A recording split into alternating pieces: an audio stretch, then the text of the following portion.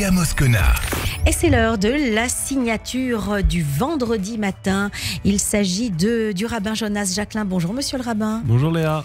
Vous êtes rabbin de judaïsme en mouvement.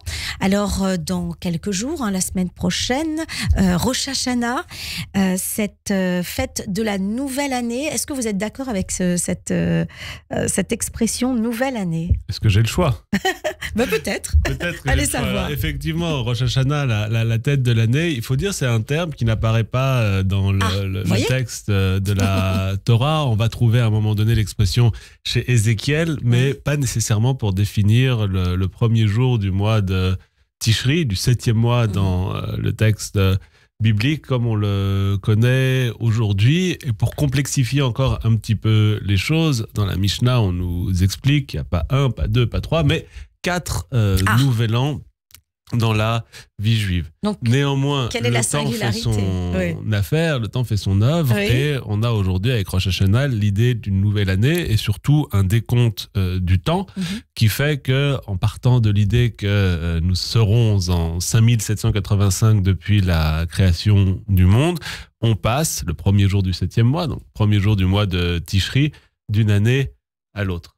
Alors, dans le calendrier juif, l'idée d'un nouveau moment comme Rosh Hashanah, d'une nouvelle année, c'est aussi l'occasion d'un examen, et je dirais, sur l'année passée. Et le moins que l'on puisse dire, c'est que l'année qui vient de s'écouler n'était pas une année comme les autres. Et peut-être plus que jamais, ou avec une intensité tout à fait particulière, quand on va chanter un très beau piout, un très beau poème, Achot Ketana. Achot Ketana, c'est la petite sœur.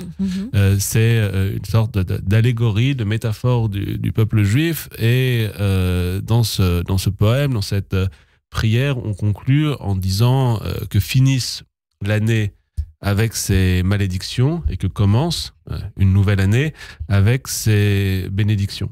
Ça prend du sens. Ça prend un sens tout à fait particulier cette année, dans la mesure où si on peut avoir tendance à se dire Rosh Hashanah, c'est l'occasion d'un travail plus intérieur, plus spirituel, plus individuel sur les actes qui ont pu être les nôtres dans l'année écoulée. On ne peut pas cette année faire l'économie d'une réflexion plus globale sur ce qui s'est passé en tant que peuple, en tant que juif, en tant que groupe, frappé quelques semaines après la nouvelle année passée, Rosh Hashanah 5784, par le pogrom du 7 octobre et la déferlante d'antisémitisme partout dans le monde en réaction à la défense d'Israël. Et donc, je pense que cette année, on ne peut pas faire l'économie d'un travail intérieur, à la fois une réflexion sur soi, bien sûr, soi-même et ses proches, mais également se demander de manière globale comment est-ce que, en tant que juif, j'ai pu être meilleur et comment est-ce qu'en tant que juif, je peux m'améliorer, non seulement pour moi, mais pour faire en sorte que je sois un élément dynamique pour mon peuple, pour faire en sorte que tout ce que je fais, ce soit quelque chose qui vise à renforcer le peuple juif, aussi bien pour moi et ma famille, mais de manière générale, en étant capable de porter haut et fort le drapeau de l'identité juive, le message du peuple juif, et partout où il y a la possibilité d'aider, d'exprimer sa possibilité avec le juif qui souffre, celui qui est dans la difficulté, il faut être capable de le faire. Est-ce que c'est donc un moment qui s'adresse au peuple juif ou qui a un aspect universel?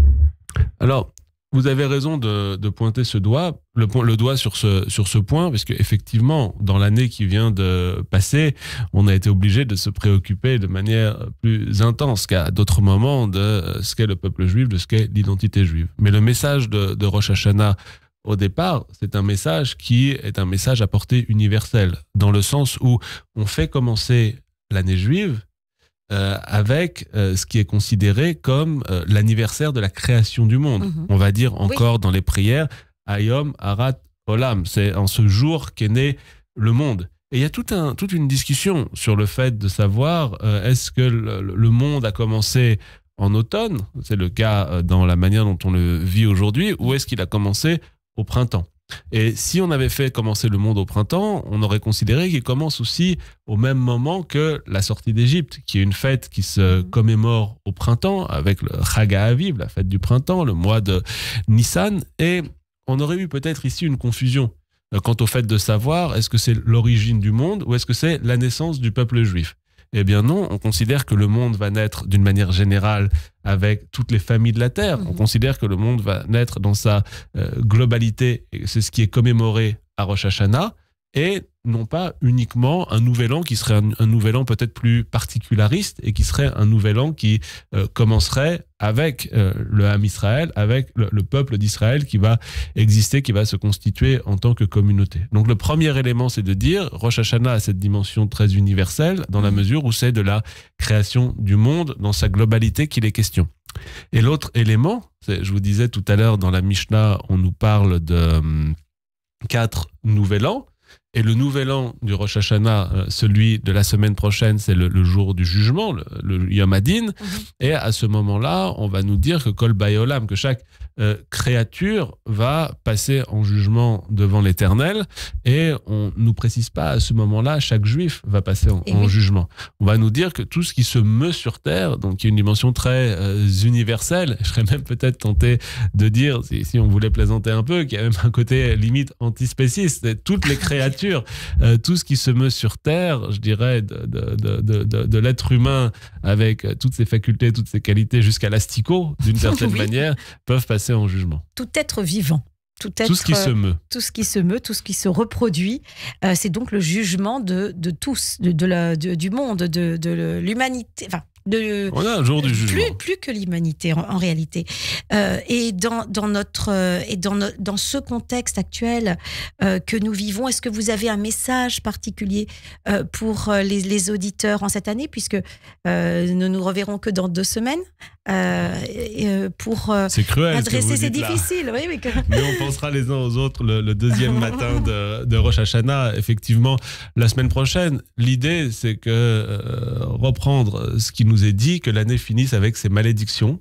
Les malédictions, on espère qu'elles s'en vont, mais on ne doit pas les oublier. On doit savoir qu'elles ont été là et qu'elles commencent avec ces bénédictions, Tachel, Shana ou Virchotea. Mais les bénédictions, c'est aussi se projeter vers l'avenir, mais en ayant le souvenir de ce qui s'est passé. Et d'avancer confiant vers l'avenir, se dire que l'année qui commence est une année de bénédiction, qu'il n'y a pas de fatalité à ce qui s'est passé l'année passée soit encore là, mais qu'il s'agit de toujours être vigilant et que les bénédictions, elles viendront aussi parce qu'on sera capable de garder très précisément à l'esprit ce qu'ont été les malédictions et de pouvoir les circonscrire sans les noyer, s'en éloigner, mais savoir qu'elles étaient là et lutter contre elles. Merci, monsieur le rabbin. Shabbat shalom à vous. Shabbat shalom. Et avec un peu d'avance, Shana Tova et à Gittur pour les auditeurs qui comprennent. Absolument.